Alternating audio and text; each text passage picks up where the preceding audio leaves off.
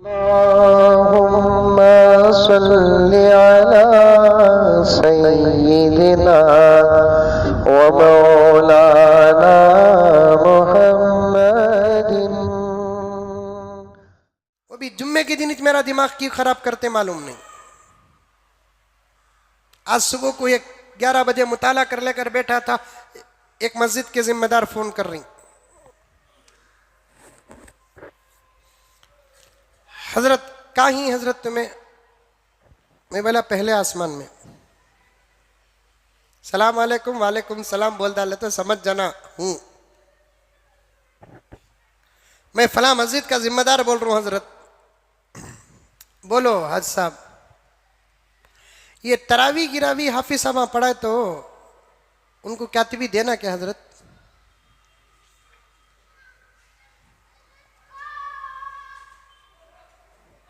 सब देखते नहीं आप। तरावी वगैरह हाफिज साहब पढ़ाए तो उनको कातिबी देना क्या हजरत? की हाजी साहब नहीं, कुरान बेचे सका होता नहीं क्या हजरत? बाबा बाबा तखवा उबलिया नहीं, हद से ज्यादा हो जाने की वजह से दूध फूटे सका तखवा फुटगा।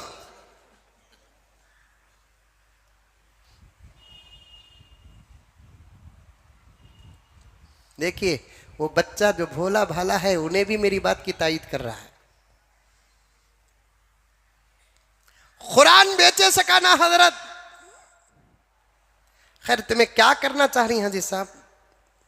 नहीं तुम्हें क्या बोलते हैं कि वो हजरत, मैं क्या बोलता हूं कि अगर वो है बोलकर बोले तो हाफिज साहब को कम से कम 5 लाख रुपए दियो। कह सुन लिए चुपके नाटक।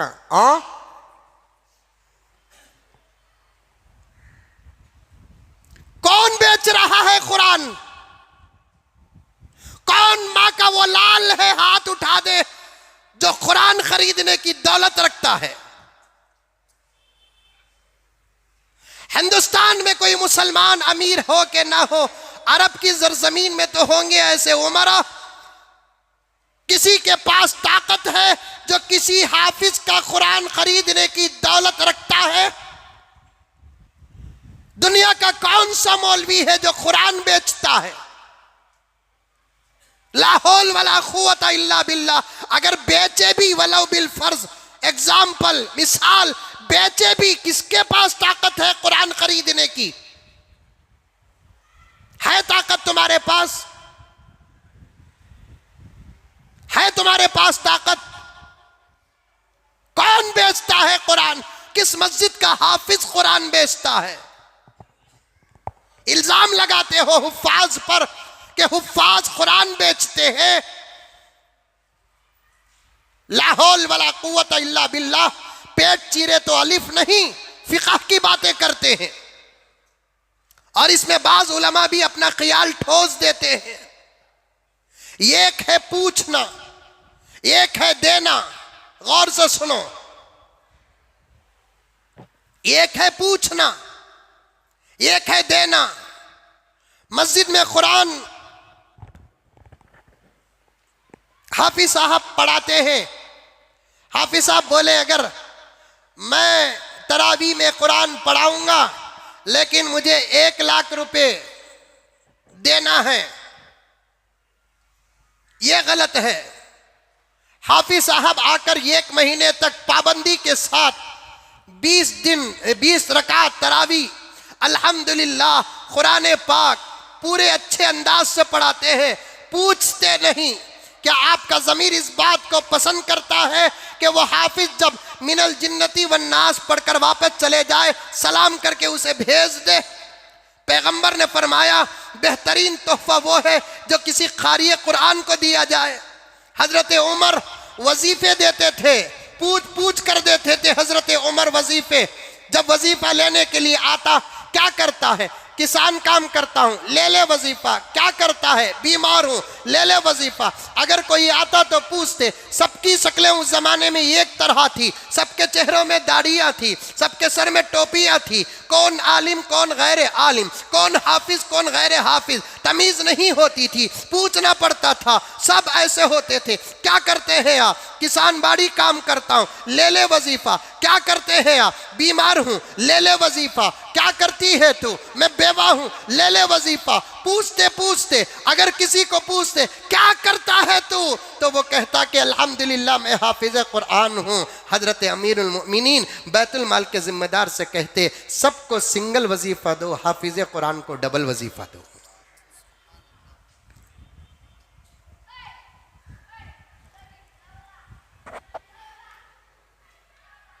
एक है पूछना जिसमें उलमा के फतवे मौजूद है, एक है देना, उलमा का कोई फतवा मौजूद नहीं है। हिंदुस्तान उठा लो, पाकिस्तान उठा लो, अफगानिस्तान उठा लो, बांग्लादेश उठा लो, सऊदी अरब उठा लो। मैं उन उलमा को भी बड़े अदब के साथ कहना चाहता हूं कि आप सोचे समझे बगैर फतवे लिखे नहीं और फतवे बयान न करें। तरावी की उजरत हराम, तरावी की उजरत हराम, तरावी की उजरत हराम। इससे तो अइम्मा का मकाम गिर रहा है, उलमा का मकाम गिर रहा है, मुअज्जिरीन का मकाम गिर रहा है, हुफ्फाज का मकाम गिर रहा है। सोचे समझे अल्लाह हमारे हजरत अमीर शरीयत हकीमुल मिल्लत अशाह मुफ्ती अशरफ अली साहब रहमतुल्लाह अलैह के दरजात बुलंद फरमाए। हजरत फरमाते थे, हम लोगों को फरमाया करते थे, अजीजम फिक़ह का आना कमाल नहीं, मिजाजे फिक़ह का आना कमाल है। इमाम मालिक के पास फ़िक़ह था, इमाम शाफ़िई के पास फ़िक़ह था, इमाम अहमद बिन हम्बल के पास फ़िक़ह था, लेकिन हज़रत इमाम अबू हनीफ़ा के पास फ़िक़ह नहीं था, मिजाजे फ़िक़ह था। इमाम अबू हनीफ़ा की फितरत में फ़िक़ह था, उनकी सोच में फ़िक़ह था, उनकी नज़र में फ़िक़ह था। तरावी की उजरत हराम है, मैं फतवों के खिलाफ नहीं जाता, बिल्कुल सही है, तरावी की उजरत हराम। मैं क्यों हजरत कासिमुल इल्मी वल खैरात के फतवे की मुखालफत करूं, रशीद अहमद गंगोही के फतवे की मुखालफत करूं, थान अशरफ अली थानवी की फतवे की मुखालफत करूं, मुफ्ती शफी साहब रहमतुल्लाह अलैह के फतवे की मुखालफत करूं? पहले मसला तो समझो। एक है मांगना, एक है देना, दोनों में फर्क है नहीं है। एक नौशाह को मेरा बिल्कुल आशिक था, हाथ में राडो वाच पहना था, मुत्तकी परहेजगार, दाढ़ी गीड़ी, दुपट्टा गिप्टा, बड़ा मुत्तकी परहेजगार। मैं भी पहना था राडो वाच, तुम्हारे हंक्यांग में देख को बेच डालिया। अब डुप्लीकेट को सीख लिया हूं। शादी के 90 में पहना था, हमें बयान के लिए हाथ उठा तो मंजे छोड़ल को मेरे हाथ को देख रही। उसी वक्त चीटी भी आ गई, हजरत ये राडो वाच कहाँ की? मैं बोले अल्लाह जन्नत से उतारिया। मेरा एक दोस्त अभी भी इस मजलिस में बैठे हैं, जबरदस्त राडो वाच, शादी के बाद मुत्तकी परहेजगार, पलंग तक नहीं लिए शादी में, बीरू नहीं लिए, कुछ नहीं, वलीमा पूरा अपने तरफ से किया। ऐसे भी नौजवान हैं अल्हम्दुलिल्लाह, पूरा शरीयत के मुताबिक शादी। सिर्फ घर के अफराद गए, लड़की शादी करके लेकर आ गए, मगरिब के बाद वलीमा हुआ, पूरा खर्च पलंग तक। अभी गुज़िश्ता साल जब मैंने तकरीर में कहा था शर्म नहीं आती, बिस्तर तेरा है, तेरा पलंग होना चाहिए, उस बात को उन्होंने जहन में रखकर पलंग तक भी अपना ही खरीदा।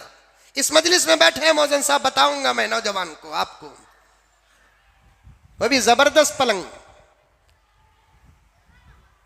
लेकिन हाथ में राडो वाच है। नजर पड़ जाती। मुझे बोले हजरत सब बातों को मान लिए हजरत उन्होंने।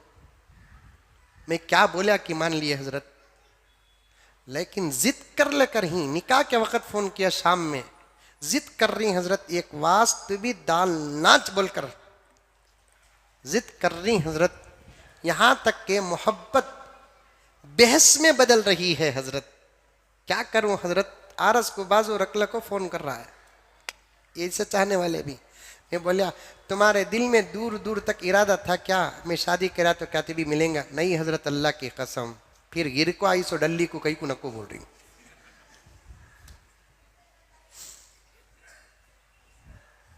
एक है मांगना ना जायज, एक है देना जायज। दोनों में फर्क है? नहीं है। मांगने पर फतवे हैं, देने पर ये एक फतवा पेश करो। मांगने पर किताबें मौजूद हैं, देने पर ये किताब पेश करो। दो उलमाए किराम को, हुफ्फाज़ किराम को दो।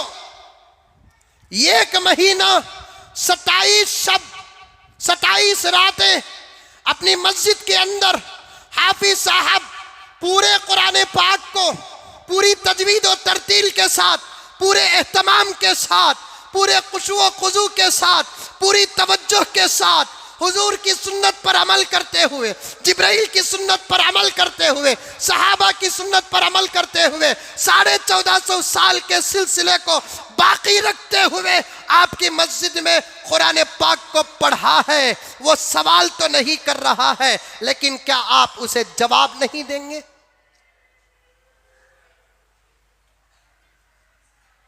क्या आप उसे हदिया नहीं देंगे? क्या आप उसे तोहफा नहीं देंगे? सबको देते हैं तो कभी कहीं दर्द नहीं आता।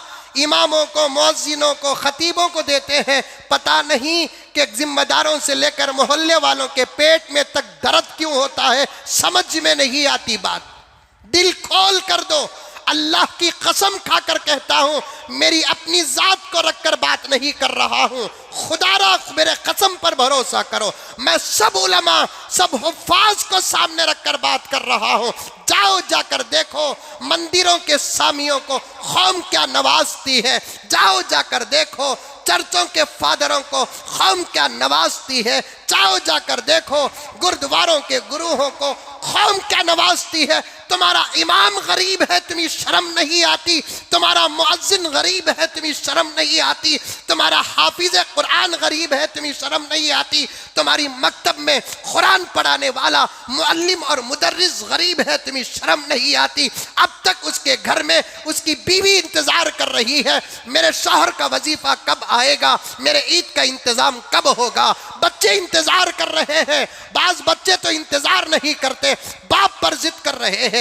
बच्चे न समझता हुआ भी बाप ये तसल्ली देता है, बेटे सब के कपड़े शुरू में खरीदे जाते हैं, उलमा के कपड़े आखिर में खरीदे जाते हैं। जरूर तुम्हारे कपड़ों का इंतजाम होगा, जरा खत्म आ जाने दीजिए, शबे कदर आ जाने दीजिए। आपको मैं ले जा कहूंगा और कपड़े दिलाऊंगा। याद रखो, मैं हर वक्त कहा करता हूं, मस्जिदों के जिम्मेदारों, सदरों, सेक्रेटरियों, कान खोल कर सुनो। 10 करोड़ की मस्जिद बनाओगे, 20 करोड़ की मस्जिद बनाओगे, 50 करोड़ की मस्जिद बनाओगे, दर्जात उतने बुलंद नहीं होंगे अगर तुम्हारी मस्जिद में तुम्हारा इमाम तुम्हारी तनख्वाह से खुश नहीं, तुम्हारी नजात में डाउट है। लिख लो, देवबंद में पूछ लो आज इसकी बात को। खुदा कल क़यामत में सदर, सेक्रेटरी, अराकीन और मोहल्ले से ये नहीं पूछेगा कितने करोड़ की मस्जिद बनाया, खुदा ये पूछेगा तेरे इमाम की तनख्वाह उसकी जरूरत के मुताबिक थी कि नहीं थी, पूछेगा। नहीं बचोगे, नहीं बचोगे, नहीं बचोगे।